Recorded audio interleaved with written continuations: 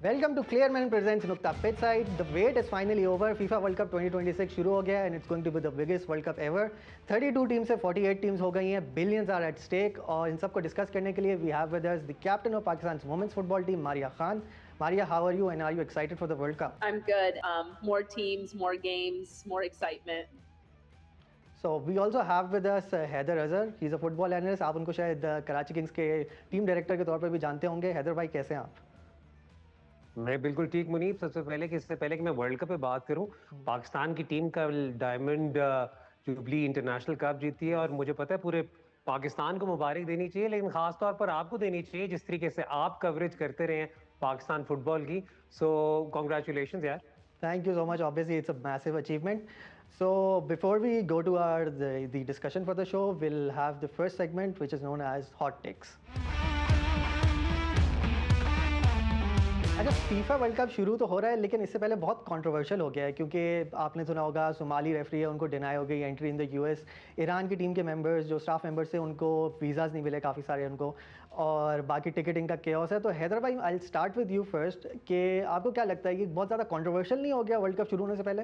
2010 से आप शुरू करें तो हर वर्ल्ड कप ही स्टार्ट होने से पहले कंट्रोवर्शियल होता है. 2010 में हमने साउथ अफ्रीका से रिलेटेड इतने तबसरे सुने, इतनी कंट्रोवर्सी सुनी. उस वक्त भी there was a lot discussed. 2014 में जब ब्राजील में वर्ल्ड कप था तो ब्राजील जैसी जगह में था लेकिन वहाँ पे भी इतना इशू था. स्पॉन्सर्स का भी इशू था, स्टेडियम्स कहाँ बनाए जा रहे हैं, उसके बाद स्टेडियम्स का क्या होगा, कितने पैसे लग गए, वो भी कंट्रोवर्सी हुई थी. 2018 की तो वेल डॉक्यूमेंटेड है, रशिया था. और 2022 अगेन कतर पे जितना शोर मचा था शायद ही हिस्ट्री में किसी वर्ल्ड कप में मचा हो. तो आई थिंक अब तो ये पार्ट एंड पार्सल हो गया है हर वर्ल्ड कप के अंदर कि उससे पहले जो क्रिटिसिज्म होती है वो आती है होस्ट कंट्रीज पर.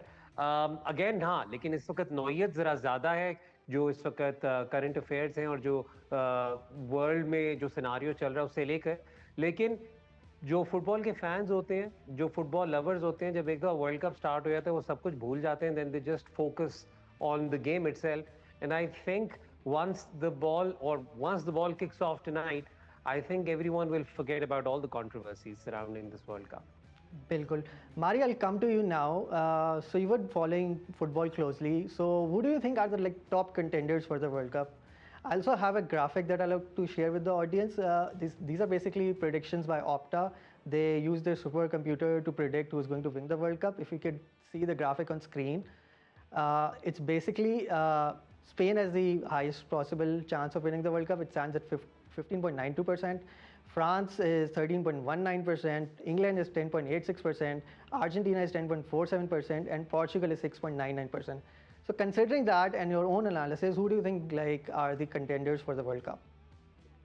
Yeah, I think I think that the stats that you just gave out and the poll that you did, I think it's a very good reflection of the reality. And we can't talk about World Cup finals without talking about powerhouses like Spain, France. I think one that people can't really ever write off is Brazil, as well as England. So I think it's going to be an exciting World Cup. I think a lot of the players have played a lot of games from the season that they've had, all with the continental cups, the domestic cups, their leagues, etc. So I'm sure there's going to be some tired legs out there, but again, when a player puts on their country shirt, there's no telling what can happen. So yeah, really excited to see.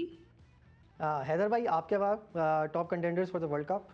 यार ये जो आपने नाम लिए, and of course Maria also mentioned England there, तो ये obvious ही बात है कि इस वक्त तो सारे जो फैंस की सबके प्रिडिक्शंस में भी यही ममालिक सामने आ रहे हैं. लेकिन इस वक्त जो चीज़ें काफ़ी ज़्यादा आई थिंक अभी हम ओवरलुक करें वो ये ओवरलुक करें कि हमेशा हर दफ़ा वर्ल्ड कप में conditions have mattered a lot, specially जब आप मेक्सिको जैसी जगह पे खेल रहे होंगे, completely different. I think 2200 feet above sea level, तो conditions will be very very challenging, right? So इनमें मैं सिर्फ ये है कि I know Brazil hasn't had the best of campaigns going into it, but with Carlo Ancelotti obviously you can't rule out Brazil as well. लेकिन I think fair to say अगर आप सिर्फ on paper देखें तो France की squad और squad depth के कोई करीब नहीं आता. और अभी भी I think Didier Deschamps hasn't really done justice to the talent he has at his disposal. So, I mean, it's very difficult to look beyond France and Spain as far as top contenders are concerned. Like in World Cup, anything can happen in this. अच्छा, आपने France की बात की, मैं उनके attackers देख रहा था. So there is a high possibility, क्या पता वो अगर बिठाना चाहें तो they can like you know bench their Ballon d'Or winner Ousmane Dembele, क्योंकि उनके पास अटैकिंग जो फोर्टे है वो इतना ज़्यादा है कि like you know they could basically bench him. So do you think वो एक मसला होगा फ्रांस के लिए in order to like you know deal that during the world cup? I think in the build-up to the World Cup, at least is situation where Didier Deschamps is quite clear about his structure and his formation and the combination that he wants to go with. Again, it all depends कि वो किस किस्म का role चाह रहे हैं from Ousmane Dembele, because हमने ये अब देख लिया है कि Kylian Mbappe is not tracking back, और जबकि Didier Deschamps still comes from that traditional thought जहाँ पर he wants these forwards to come back, not traditional as such, but over the last decade or so we've seen that this attackers have had to track back a lot. So अगर तो वो वाला role चाह रहे हैं तो Ousmane Dembele has done that a bit more than Kylian Mbappe, so I think they will try to fit both of them into the structure, and I don't think they'll have any problem doing that. Okay. Moving on to the dark horses for the tournament, Maria, I'll start with you first. If you remember, it was Morocco in the last World Cup. Back in 2018, it was Croatia who qualified to the final of the World Cup. And if you go a little back, it was the Asamoah Gyan-inspired Ghana team that qualified for the knockouts in 2010. So, do you think which are the teams that are going to be the dark horses of the tournament? Teams who could like surprise the big contenders? Yeah, I think for me, I have three dark horses that I'm looking forward to really watching. And obviously, the first one is Morocco. I think, they surprised, as you said, they surprised a lot of people in the last World Cup with the run that they had and the teams that they knocked out to get where they got to. So I think now that they have that kind of World Cup experience, that knockout stage experience, I think that just helped them grow, right, as a team, as a unit. Their players are playing everywhere now, and this is a project that's been in the works for 20-25 years, right? So to now see a competitive side on the global stage is great. So yeah, I think we definitely cannot rule out Morocco. Another one that we really cannot rule out is Japan.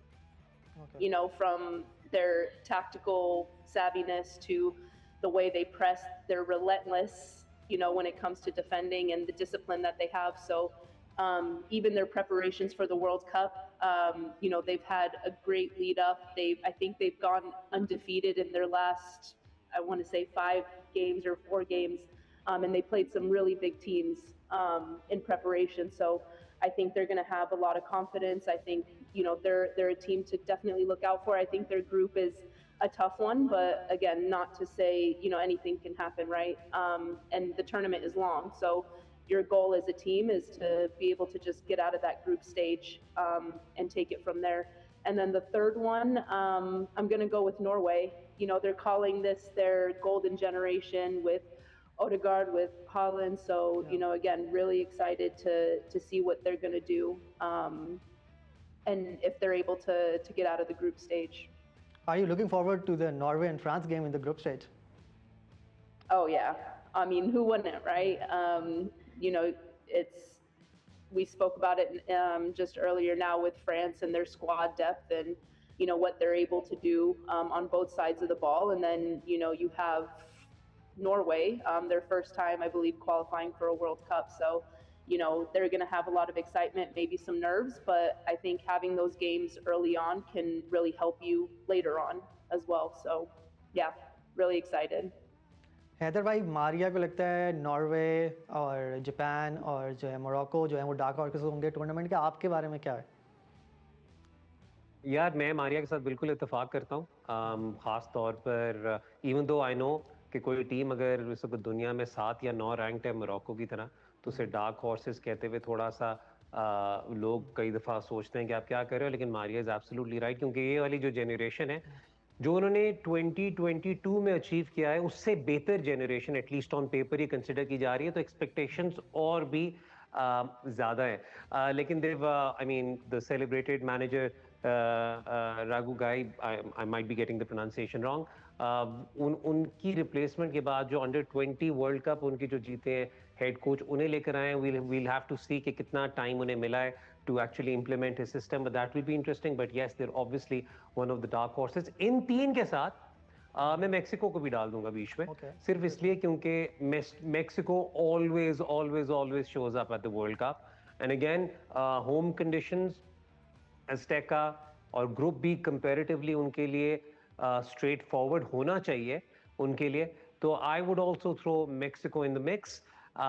उसके अलावा तो I think I mean these would be the main dark horses. लेकिन इस वक्त again, बल्कि अगर किसी ने देखी हो तो ब्राजील की भी जो कैंपेन जो बनी हुई, आई नो ब्राजील का नाम इसमें डालते हुए अजीब लगता है, लेकिन not many people are leaning towards Brazil, but it will be interesting to see how they cope. But yes, as far as the dark horses are concerned, in addition to Maria's three, I'd just like to add Mexico into that. Brazil की आपने बात की, Neymar की inclusion को आप कैसे देखते हैं? क्योंकि वो काफी अरसे से नेमार बाहर भी रहे हैं एंड यू नो इंजर्ड भी हैं इस वक्त. नेमार की इंक्लूजन आई थिंक थोड़ी सी इस वजह से भी थोड़ी सी आगे होगी कार्लो एंचेलोटी के माइंड में कि उन्हें इस वक्त लग रहा है, क्योंकि विनिशियस की international form hasn't been the same as it is for Real Madrid. I believe सिर्फ 8 गोल हैं उनकी अभी तक जितनी भी appearances हैं, और रिचार्लिसन भी हैं, so they don't have a proper goal scoring threat इस वक्त. मतलब जो भी I think वो ज़्यादा रफीनिया है उनके पास दूसरे विंग पे, sound team, right? Sorry? Raphinha है दूसरे विंग पे. दूसरी साइड पे, sorry Raphinha, thank you for correcting me there. But the thing is कि I think नेमार की inclusion could be an emotional one, could be one where they're looking for an extra outlet. Lekin Neymar is again injured, so we don't know whether he'll feature in the World Cup again or not. But at least on paper, तो it could be something, क्योंकि वो Ancelotti पे ये भी तो एक remark आया हुआ था ना कि जब से वो आए हैं अपने रोल में, तो एक ये प्रेशर उनका प्रेस से थ्रू आउट पड़ता रहा. तो not that he's someone who gets unfazed by that or phased by that, sorry. So yeah, but I think कि अगर हम उस तरीके से देखें तो Brazil would also, I mean they're not being favored, but Brazil is Brazil, man. Okay. अच्छा, before we continue the discussion, यहाँ पे हम अपने शो का पहला ब्रेक रहेंगे, तो keep watching Clearman presents नुक्ता pitch side.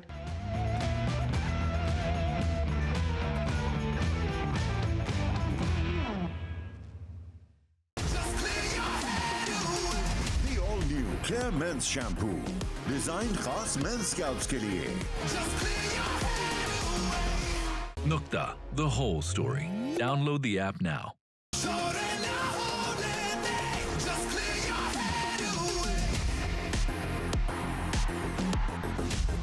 The all new Clear Men's Shampoo, designed खास मेंस स्कैल्प्स के लिए. What is news worth breaking? The one that goes first? Or the one that goes whole? Nukta, the whole story. Download the app now. The all new Clear Men's Shampoo, designed खास men's scalps के लिए. Nukta, the whole story. Download the app now.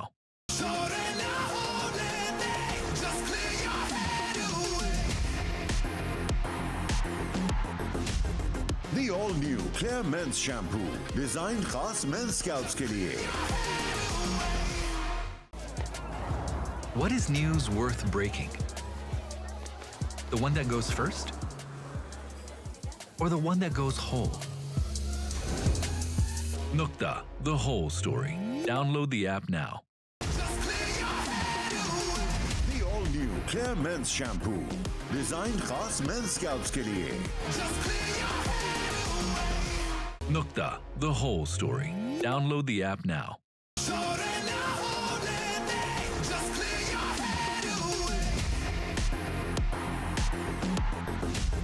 The all new Clear Men's Shampoo, designed खास men's scalps के लिए.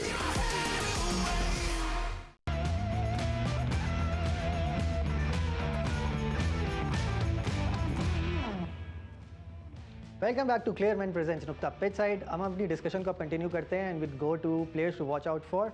So Maria, who do you think are the players that can impress at the World Cup this year? Yeah, I have a couple that I'm excited to watch. Assuming he gets the #1 spot, I think we can't deny one of the best goalkeepers in the world in form at the moment is Raya for Spain. Okay. So I know it's been up and down in terms of that #1 spot, goalkeeping spot for Spain, but with the form that he's in, what he's been able to do for his club this season has been unreal. So really excited to see him in action and what he can do for country, because what he did for club was phenomenal. And then the second one is obviously Mr. Nonchalant himself, Olise from France. What he's been able, again, someone that's been able to do wonders for their club this season. Really excited, with the form that he's in, with, the attacking threat that he brings on the wing. He's a dangerous player at the moment. So really excited to see where he gets set up in that France lineup. But again, I think nonetheless, like, his impact is very direct, and I think there's going to be a lot of defenders that are worried if they got to go 1v1 against him. So yeah, excited to see those two players. Haider भाई, आपके कौन से players to watch out for? अब मुनीब, मैं एक बहुत अवामी जवाब दूंगा और एक बड़ा हिपस्टर जवाब दूंगा, ठीक है? अवामी जवाब तो मैं ऑब्वियसली क्रिस्टियानो रोनाल्डो का इसलिए दूंगा क्योंकि मैंने कहा यार शायद कोई इस पे व्यूज वगैरह आ जाए। लेकिन रोनाल्डो की इसलिए because again because it's not about how Ronaldo performs, but it's how the manager manages Ronaldo and the team around him, because this Portuguese group is very, very talented. So I'm really keen on seeing how Ronaldo is fitted into the system or how the system is altered to accommodate him. So एक वो, और दूसरा अगर मैं hipster जवाब दूं तो I'm a massive Juventus fan, as everyone knows. Yes. I'm really looking forward to how Kenan Yildiz performs in this World Cup. Extremely talented young player, and he has a bright future ahead of him.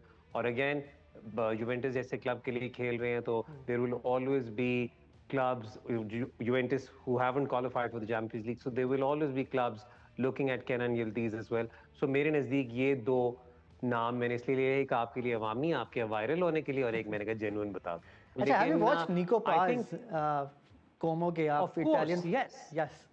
I feel like उसको अगर Argentina chance दे तो he's like been pretty decent. Cesc Fabregas के अंदर वो खेल रहे हैं वहाँ पे, चैंपियंस लीग उन्होंने क्वालिफाई भी करवा दिया टीम को। So what do you think about him? I love Nico Paz. I think he's super talented. I think he's super talented. और हम बल्कि आज यही वाली बात कर रहे थे कि अर्जेंटीना के साथ अगर कोई एक ड्रॉबैक हो सकता है, वो यही हो सकता है कि अगेन वो जिस तरह स्पेन या इटली के साथ हुआ था पहले, वो ये था कि क्या उन्होंने कुछ ज़्यादा ही लंबे साइकिल के लिए सेम प्लेयर्स पर रिलाई तो नहीं कर लिया, but then you suddenly read the name of someone like Nico Paz और आप कहते हो कि यार नहीं, okay, so there is still a good healthy mixture of talented youth and experienced heads. So I'm really looking forward to him, and I think he'll get opportunities. It'll be very it will be strange if Scaloni doesn't fit him in right now, keeping in mind the form that he's in. Okay, यहाँ पे हम मारिया से इजाज़त लेंगे। Maria, thank you so much for being on the show. It was great talking to you. Thank you so much for having me, and really excited to stay following all the content you're going to put out during the World Cup. Same. Really excited for it. Thank you so much. अब हम चलते हैं अपने next segment की तरफ, जो कि है AI वर्सेस एनालिस्ट। हैदर भाई, अब हमारा जो नेक्स्ट सेगमेंट है वो AI वर्सेस एनालिस्ट है। इसमें बेसिकली हम AI से प्रेडिक्ट करवाएंगे 2 मैचेस की प्रेडिक्शंस, और आपसे भी करवाएंगे, और जो है ना अगले शोज़ में फिर हम उसको ट्रैक करेंगे कि हु गॉट इट राइट, और उसके साथ साथ हम पॉइंट्स भी देंगे, दोनों को, AI को भी देंगे, आपको भी देंगे। बस ठीक है, चलो बस ठीक है, AI का मुकाबला करना है, चलो भी करते हैं ऐसी की तैसी AI। या दैट्स द स्पिरिट। तो अच्छा, मैचेस जो 2 प्रेडिक्शंस, बेसिकली हमारा शो जो है वो क्योंकि वीकली होगा तो मैंने 2 मैच पिक किए हैं जो नेक्स्ट वीक में आ रहे हैं। उसमें से एक जो मैच है वो ब्राज़ील वर्सेस मोरक्को है, और दूसरा है बेल्जियम वर्सेस इजिप्ट। तो पहले हम AI की प्रेडिक्शन सुन लेते हैं। सो मिस्टर डॉट, आपकी क्या प्रेडिक्शंस है for these matches? I think Brazil will beat Morocco 2-1 because their attacking qualities should make the difference in a closely contested match. Meanwhile, Belgium will beat Egypt 1-0 because their greater squad depth and experience give them the edge. अच्छा, mister dot ने predict किया है कि Brazil जो है वो Morocco को 2-1 हराएगा और बेल्जियम जो है वो इजिप्ट को 1-0 हराएगी, तो आपको क्या लगता है?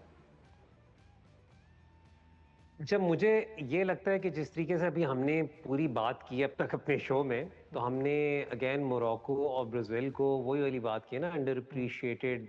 मोरक्को को तो खैर प्रॉपर डार्क हॉर्सेस बनाया हुआ है, और हमने ये भी डिस्कशन किया है कि उनकी जो ये वाली जनरेशन है वो पहले से ज़्यादा एक्सपेक्टेशन है। तो और ब्राज़ील का एक गोल स्कोरिंग वाला एलिमेंट है। I think I am actually going to go with a draw है, ठीक है, just based on that. Scoreline आप कर लें इस वक्त 2-2 कर लें, even though Brazil is defensively much more sound this time around coming into the World Cup. या चलें यार 1-1 कर ले, लेकिन स्कोर ड्रॉ मैं एक्सपेक्ट कर रहा हूँ इस मैच में, ब्राज़ील वर्सेस मोरक्को। और what about Belgium versus Egypt? Oh, Belgium versus Egypt में I would be very surprised if Belgium does not win by at least 2 goals. Okay, so you're going for 2-0 or 3-1 or something? 2 goals lead यार। You have to predict the score line. Exact score line. अच्छा, I have to predict the score line. Yes. ठीक है, फिर आप इसे 2-0 ही कर दो फिर। ओके, डन है, 2-0 है। तो इस सेगमेंट के बारे में जो है ना हम नेक्स्ट एपिसोड में हम रिविजिट करेंगे कि कौन जो है वो सही था अपनी प्रेडिक्शन के बारे में। अब हम चलते हैं अपने नेक्स्ट सेगमेंट की तरफ, जो कि है वर्डिक्ट। अच्छा, इस सेगमेंट में हम कुछ स्टेटमेंट्स जो है वो रीड आउट करेंगे स्क्रीन पे, जो कि प्लेयर से भी हो सकती हैं, कोचेस से भी हो सकती हैं, और उसके बारे में हम रिएक्शन लेंगे हैदर भाई से कि does he agree with it और नॉट। तो पहली स्टेटमेंट जो है वो स्क्रीन पे अगर आप दिखा दें, जो रोबर्टो मार्टिनेज की है अबाउट रोनाल्डो। अच्छा, रोबर्टो मार्टिनेज कह रहे हैं Ronaldo will fight for it that is playing in the 2030 world cup. I think no one should doubt at least that he has earned that right. Don't think this is a topic of discussion and conversation within the coaching staff, because we would love to be able to pass on Cristiano Ronaldo's example to all young footballers in Portugal. और उन्होंने क्या कहना था Muneeb? He is the biggest personality in the country. World में तो खैर he's one of the biggest वैसे ही। और उन्होंने क्या कहना है यार, वर्ल्ड कप स्टार्ट हो रहा है, वो तो यही कहेंगे ना कि यार देखो अभी भी वो इतना फिट है, और इस तरह काफ़ी खिलाड़ी कहते हैं नहीं अभी 7 दौड़ा लो। तो उन्होंने तो उनकी तो मजबूरी है ये कहना, but I think now it is उनकी तो मजबूरी है, लेकिन हम थोड़ा सा रियलिस्टिक होकर बात कर सकते हैं। या it will be very unlikely if Ronaldo is there for the 2030 World Cup, and I think a lot will depend on how this World Cup goes. No, but even it shouldn't depend on how this World Cup goes. This should now be Ronaldo's last World Cup. I think उसका एक angle शायद ये भी हो सकता है क्योंकि वो शायद पोर्चुगल को होस्ट कर रहा है अगला वर्ल्ड कप, तो क्या पता उन्होंने उसको भी सोचते हुए करी हो। नहीं, लेकिन तब भी यार मतलब आप जितना भी कर लें, आप नेचर से और फादर टाइम से नहीं लड़ सकते। तो वो एक रियलिटी है, लेकिन देखते हैं अगर तो Ronaldo still performs at the level that he is performing, तो यू नेवर नो। लेकिन आई थिंक ये ज़्यादा मोटिवेशनल कोट है मोर देन एनीथिंग एल्स। चले जी, दूसरी स्टेटमेंट दिखा दें स्क्रीन पर। अच्छा, ये एक थॉमस फ्लॉयड है, वॉशिंगटन पोस्ट के राइटर हैं। इन्होंने कहा है कि जो दी एक्सपेंडेड फील्ड जो है inevitably dilutes the prestige of punching a world cup ticket. A 63% increase in matches is naturally going to test fans patience and players must navigate not 7 but 8 games while also navigating North America's heat, humidity and travel. मैं again थोड़ा सा आप कह लें traditionalist हूँ, मेरे नज़दीक 32 टीमें was the perfect number. 48 teams में मुझे भी मतलब अगेन क्योंकि हमने देखें काफ़ी टूर्नामेंट जब 24 टीम वाले भी होते थे, तो जिसमें टीम 3rd क्वालिफाई करती थी और आगे चल के वर्ल्ड कप या यूरो जीत जाती थी या वर्ल्ड कप में कंटेंडर होती थी, तो उसमें भी क्रिटिसिज्म आता था। मेरे नज़दीक 32 वाज द परफेक्ट नंबर। अब 48 हो गया, ठीक है, it's a big event, it's a bigger spectacle, लेकिन I think yes the competition will be diluted. There might be certain, I mean not taking away from any country that has qualified, लेकिन थोड़ा सा उस पे expectations जो होंगी या at least कुछ मैचेस पे वो एक्साइटमेंट हमें शायद ना नज़र आए जो नज़र आती है। लेकिन इसका पॉजिटिव ये है कि जब एक दफ़ा राउंड ऑफ 32 स्टार्ट होगा तो every match will be a knockout, so there will be more excitement there. On a lighter note, क्योंकि आपको पता है मैं इटली का फ़ैन हूँ, तो मेरे अभी हाल में एक दोस्त ने कहा कि यार आपको क्या फ़र्क पड़ता है 60 टीमें भी हो जाए तो कौन सा इटली ने क्वालिफाई कर जाना है। तो खैर, तो ये सूरत हाल है, but I strongly agree with this statement. मेरे ख्याल से वो जो ग्रुप ऑफ डेथ वाला फैक्टर होता है ग्रुप्स में, वो भी शायद इस वजह से काफ़ी हद तक जो है ना वो न्यूट्रल हो गया है कि जो है ना वो काफ़ी सारी टीमें तो डिस्पाइट लूजिंग भी क्या पता थर्ड प्लेस पे निकल जाए, तो वो जो पहले होता था ना आप कि बिल्कुल टीम सही बाहर कह रहे होती हैं। है। बल्कि मुनीब मैं आपसे ये क्वेश्चन पूछता हूँ, आपके सामने सारे ग्रुप्स हैं, मैं I was struggling to figure out कि यार कौन सा ट्रू ग्रुप ऑफ डेथ है यहाँ पर, क्योंकि अभी तक तो कोई भी क्लियरली नहीं नजर आ रहा, बल्कि शायद ग्रुप ए में ही बेचारे साउथ अफ्रीका की वजह से थोड़ा बहुत आप कह लें कि चलें ठीक है, वो किसी ना किसी को सरप्राइज उस वक्त दे देंगे, but I am struggling to see a proper out and out group of death. अच्छा, मेरे ख्याल से मैंने 2-3 दफ़ा रिविजिट किए सारे ग्रुप्स, और मुझे जो है ना एक ही ग्रुप के ऊपर बार बार जो है ना मेरी समझ लें सुई अटक जाती है आगे, वो है ग्रुप आई, जिसमें फ्रांस है, सेनेगल है, इराक है और नॉर्वे है। तो मुझे ऐसे लगता है France obviously is a good team, Norway उनको थोड़ा चैलेंज कर सकती है कंसिडरिंग यू नो हालैंड और Odegaard, they have like good players too. और सेनेगल एफकॉन की जो है ना वो फाइनल में भी गई थी, वो डिप्राइव हो गए थे फाइनल टाइटल से, जीत तो हो गए थे लेकिन वो फिर कंट्रोवर्शियल हो गया था। तो that is I feel like case चल रहा है तो आई थिंक चैंपियंस, जब तक केस चल रहा है उन्हें को चैंपियंस कहा जा सकता है। या तो वो जो है बस मुझे ग्रुप आई ही, या लाइक यू सेड वो ग्रुप ऑफ डेथ इतना वो खास लगा नहीं, लेकिन group I is something that comes close for me. No you right, you are absolutely right. अच्छा, ये है आर्सन वेंगर की स्टेटमेंट है, फॉर्मर आर्सेनल मैनेजर। वो एम्बापे के बारे में बोल रहे हैं, I am ready to bet on it, he is going to have a fantastic world cup, he has been unfairly criticised often this season, he landed in an average Real Madrid team. अच्छा, मेरे लिए थोड़ी सी समझ लें offensive है क्योंकि statement, क्योंकि मैं एक रियल मैड्रिड फ़ैन हूँ, एंड जो है उन्होंने एवरेज बोल दिया मेरी टीम को, लेकिन बहरहाल आप क्या कहते हैं वेंगर की स्टेटमेंट के बारे में? चले शुक्र है किसी चीज पे रियल मैड्रिड वाले भी हर्ट हुए, मतलब इतना कुछ जीतने के बाद अगर अभी भी हर्ट होते हैं तो बड़ी बात है, वाली बात है, बड़ी बात है। अगेन यार आप वही वाली बात देखो ना, उसे कॉन्टेक्चुअलाइज करो सारी स्टेटमेंट की। आर्सेन वेंगर से पूछा होगा किलियन एम्बापे के बारे में, पूछा होगा फ्रांस के बारे में, तो उन्होंने उसे पॉजिटिव लाइट में ही करना है, बात करनी है, क्योंकि देखें अगर हम हकीकत थोड़ी सी देखें, वो ये देखें कि पिछले इतने सालों में हमने देखा है पीएसजी भी जीता है, रियल मैड्रिड भी जीता है, और इन दोनों टीमों में जब ये जीते हैं तो Kylian Mbappe wasn't there. So I mean the teams themselves were not the problem, but कई दफ़ा ये हो जाता है कि when you have too many resources उन्हें सही तरह यूटिलाइज करना becomes a challenging aspect, right? हम लोगों ने अभी फॉर एग्जांपल जब जावी अलोंसो आए तो हो सकता है कि वो सिस्टम उस तरीके से नहीं सूट किया किलियन एम्बापे को। So I'm not going to talk about Real Madrid from that perspective, लेकिन yes, the result wasn't phenomenal at least this season for Madrid as well. लेकिन talking about एम्बापे, जो पिछला world cup था अगर आप सिर्फ उधर ही देखें, अगेन हर बड़े स्टेज पर एम्बापे ने परफॉर्म किया है अपनी नेशनल टीम के लिए। पिछला वर्ल्ड कप जो फाइनल में परफॉर्मेंस थी, it is probably one of the best individual performances you ever seen a FIFA world cup final, despite it been on the losing side, right? तो there is no doubt about Kylian Mbappe. उनका अगर ये वाला कोई एक dearth आ भी रहा है इस पीरियड का, तो I don't think it will matter that much. हाँ, जो चीज़ मैटर करेगी वो यही करेगी, आपने जिस तरह बात की कि क्या उस्मान डेम्बेले को फिट करेंगे, शुरू में जब आप बात कर रहे थे, तो वही बात है, सबसे इम्पोर्टेंट यही है कि उलीसे उस्मान डेम्बेले और एम्बापे कैसे आपस में चलेंगे, that is going to be the key element. लेकिन I think the French team is his team, it's built around him, और it was built around him, even though I know there are many big names there. I agree with half of Arsene Wenger's statement. The other Real Madrid wali, I think you have to take it with a pinch of salt. यहाँ पर लेंगे हम अपना दूसरा और final break इस show का, so keep watching Clearman presents नुक्ता pitch side.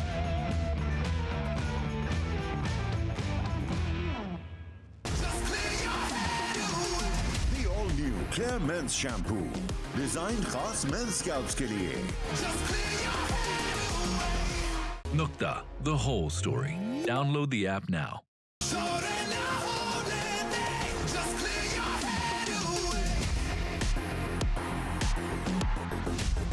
The all new Clear Men's Shampoo, designed खास मेंस स्कैल्प्स के लिए। What is news worth breaking? The one that goes first? Or the one that goes whole? Nukta, the whole story. Download the app now. The all new Clear Men's Shampoo, designed खास men scalps के लिए। Nukta, the whole story. Download the app now.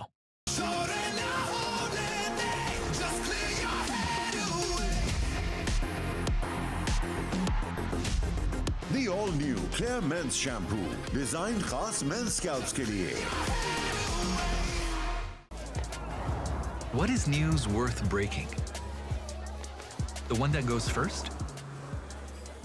Or the one that goes whole? Nukta, the whole story. Download the app now. The all new Clear Men's Shampoo, designed खास men scalps के लिए। Nukta, the whole story. Download the app now.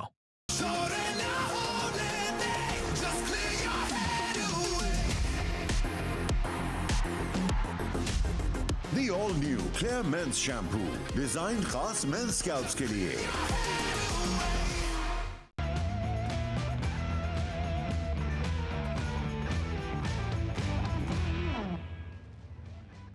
Welcome back to Clear Men presents Nukta pitch side. Haider भाई, अब मैं आपको जो है ना सारे ग्रुप्स की टीम्स बताता जाऊंगा एक बाय वन, और मैं आपसे सिर्फ उन ग्रुप्स का जो है ना सिर्फ टॉप जो आपको लगता है ना ग्रुप में टॉप करेगी टीम, उसका आपने मुझे बताना है, ठीक है? सिर्फ वन वर्ड में, नो लॉन्ग डिटेल्स, ओके? नहीं, नो लॉन्ग डिटेल्स, अच्छा ठीक है, बस मैं just you have to predict the team that is going to top the group, सही है? ठीक है, डन है। चलिए, I will start with group A. इसमें ग्रुप ए में है मैक्सिको, साउथ अफ्रीका, कोरिया और चेकिया। Mexico, okay. ग्रुप बी में है कनाडा, बॉस्निया, कतर और स्विट्जरलैंड कर लें यार इसमें। ओके। ग्रुप सी है ब्राज़ील, मोरक्को, हेटी और Scotland. Really hope Brazil. Okay. Group D में है यूएसए, पैराग्वे, ऑस्ट्रेलिया और Turkey. I think USA will top the group. Okay, interesting. Group E में है जर्मनी, कुरासाओ और आइवरी कोस्ट और Ecuador. Germany, okay. Group F में है Netherlands, Japan, Sweden और Tunisia. I think Japan. Okay. Group G में है Belgium, Egypt, Iran और न्यूजीलैंड। बेल्जियम। और इसके बाद है स्पेन, कोबो वर्डे और सऊदी अरेबिया और यूरुग्वे। स्पेन। ग्रुप आई है फ्रांस, सेनेगल, इराक और Norway. Will be very shocked if it's not France. Okay. Group J में अर्जेंटीना, अल्जीरिया, ऑस्ट्रिया और जॉर्डन। अर्जेंटीना की हमने वैसे बात नहीं की। मेसी की आप कैसे देखते हैं? How does he do you think Argentina can go back to back? यार, आपने 8 शोज और निकाल लिया, मेसी पूरी एपिसोड निकाल लेंगे। आप फिक्र ही ना करें। लेकिन ऐसे इनिशियल एक्सपेक्टेशन क्या है आपकी? मेरी इनिशियल एक्सपेक्टेशंस थोड़ी सी, I am a bit cautious with Argentina this time round. वो जब हम निको पास की भी जब आप बात कर रहे थे तो मैंने थोड़ा सा वही वाला जिक्र किया था कि again probably over reliance on some individuals जो अब इफेक्टिवली अपना तीसरा वर्ल्ड कप खेलेंगे सिस्टम में, तो वो कई दफ़ा प्रॉब्लम होती है। Last year it was even the narrative was very different. Argentina wanted to win it for Messi, again इतने अरसे से नहीं जीते हुए थे, तो बैक टू बैक थोड़ा सा मुश्किल होगा। लेकिन again you never know if they find the right mix as far as the team is concern. लेकिन आई वुड, मतलब मैंने अभी जो फ्रेंडली हुआ था वो भी मैंने देखा था, Argentina right now needs a lot more things to go their way to be a lot more convincing.